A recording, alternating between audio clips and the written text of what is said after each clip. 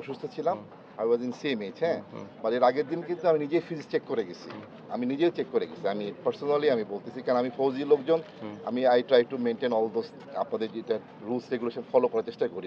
এখানে সমস্যাটা যেটা হয় আমি বলি, আমি একই ফ্রিজে যখন রান্না করা এবং কাঁচা খাবার রাখা হবে, জি জি, তখন আমার রান্না খাবার আমি যদি আপনাকে বলি, আপনি যদি কোনদিন রাতের বেলা যদি আসেন, আমার কোনদিন রাতের বেলা আমার কোনো খাবার আমি পরদিনে আমি নিই না, নো ওয়ে।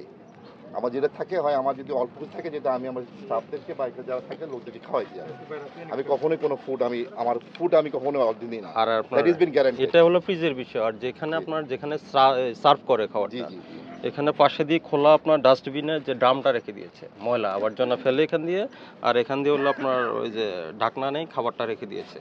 তাহলে ওখানে দেখেন ওখানে অনেকগুলা মাছি ঘুরতেছে, মাছিগুলো আস্তে আস্তে বসে বসে, হ্যাঁ, ডাস্টবিন থেকে আপনার খোলা ড্রাম থেকে এসে আপনার খাবারের উপর পড়ছে, সেটা আমরা দেখিয়েছি। আচ্ছা ঠিক আছে, ওটা দিনে আই উইল রেকটিফাই ওইগুলো, যে এইগুলো টুকটাক যেটা হইছে, I will rectify all those things. না, আপনার আমি অবকাঠামোগত স্ট্রাকচারাল ঠিক আছে, এটা যেটা করা হয়নি ওটা হলো মেইনটেইন করা হয়নি, ওটা অবহেলা, পুরোটাই অবহেলা, অবহেলার জন্য। এটা হয়তোবা যেটা হইছে সবসময় এই টাইমটা হয়তোবা যেটা অ্যাক্সিডেন্টালি হয়েছে, আপনারা আসছেন অবশ্যই, আপনি যেটা দেখছেন ঠিক আছে।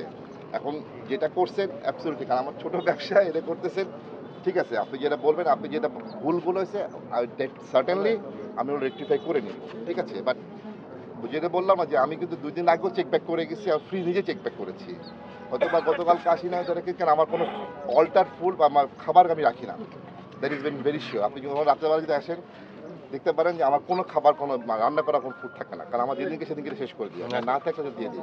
আর যেটা ছিল মাছি যেটা ছিল, হয়তো বা এটা ফাইন, ওইটা ডাস্টবিন ওখানে যেটা ছিল, আমি ওটা আমার হয়তো বা যে হয়েছে বা এটা ওটা I will take care of that one. না, আপনি মানে মূল বিষয়গুলো আপনি দেখছেন না, আমি বুঝতে পেরেছি। আপনি শুধু মাছি না, আপনি যে স্টিলের একটা এসএস ফ্রেম তৈরি করছেন, এখানে দীর্ঘদিন ময়লা জমে গেছে, মানে ওটা ক্লিন করে নাই কখনো, ঠিক আছে। এগুলো আপনি যদি উপস্থিত থাকতেন তাহলে তো দেখানো যেত, আমরা তো নেমে গেছি। এখন আপনার যে ম্যানেজার দায়িত্ব ছিল উনি আপনাকে প্রপারলি ব্রিফ করছেন না। আমি যেটা বলছি সেগুলো আমি আই উইল টেক কেয়ার। ঠিক আছে, আমরা ডিরেকশন দিয়েছি কি করতে হবে, এগুলা ফলো আপ করব আমরা, ওগুলা ঠিক করতে হবে। I will take care of this thing, যে টুকটাক যেগুলো আছে, ঠিক আছে। আমি ওটা একটা জরিমানা করা হয়েছে, এটা পরিশোধ করতে হবে। কত করছেন একটু করেন না, দেখেন যেটা আমি এখন যেহেতু আমি বলছি, আমি ঠিক আছে টুকটাক যে ভুলগুলো আছে আমি রেকটিফাই করে দিব, আর এই জন্য রিকোয়েস্ট করলাম যেটা আছে এখন যেটা করেন আপনারা, ঠিক আছে। না, এটা নয়, এটা অপরাধ অনুযায়ী নমিনাল ফাইনে করা হয়েছে, এটা আর রিভাইজ করার সুযোগ নেই, ইয়ে করা যায় না। না, আপনি তো আসেন সব জায়গায় যাচ্ছেন, ঠিক আছে, ঠিক আছে, ফাইনটা পরিশোধ করেন। আর ওটা ফাইন দিয়েছে, হ্যাঁ ওই যে গেছে, হ্যাঁ ওটা করেন, ঠিক আছে, ফাইনটা পরিশোধ করেন। জি জি ঠিক আছে, 43 ধারা না স্যার, সব 43 ধারা, 43 ধারা আপনি জরিমানা, তো আমরা গাড়িতে বসে 50,000। এইটা একটু টু মাচ করে ফেললেন আমার জন্য। আপনি যেখানে যাচ্ছেন fine, you are doing a very good job, but আপনি যে ফাইন যেটা করছেন এটা আপনি একটু বেশি করে ফেললেন। না, এটা আসলে বেশি করে, আপনি যেখানে যাচ্ছেন সেখানে ফাইনই করেন, you don't give us a time to rectify us.